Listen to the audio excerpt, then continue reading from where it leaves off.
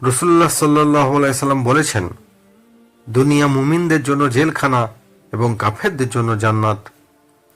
কিন্তু কখনো কি ভেবে দেখেছেন কেন তিনি এই বিশাল পৃথিবীকে জেলখানার সাথে তুলনা করলেন? একজন মুমিনকে এই দুনিয়ায় আল্লাহর দেওয়া বিধিনিষেধের সীমানায় থাকতে হয়। এই পৃথিবী মুমিনদের জন্য একটি জেলখানার মতো।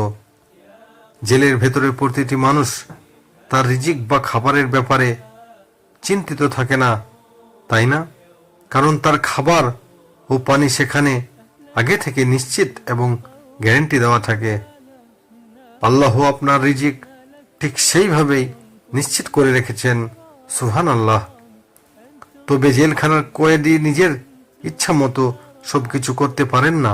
ঠিক তেমনি আমরা যদি এই সত্যিটা মাথায় রাখি এবং আল্লাহর বেঁধে দেওয়া সীমানার মধ্যে নিজেদের জীবন অতিবাহিত করি, তবে আমরা সফল হতে পারব। এই সফলতা শুধু ইহকালের জন্য নয়, বরং তা আমাদের পরকালের জীবনের জন্য স্থায়ী হবে।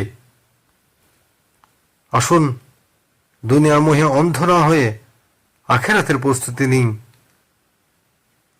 ভিডিওটি ভালো লাগলে শেয়ার করুন এবং প্রতিদিন এইরকম ইমানি বার্তা পেতে আমাদের চ্যানেলটি সাবস্ক্রাইব করুন।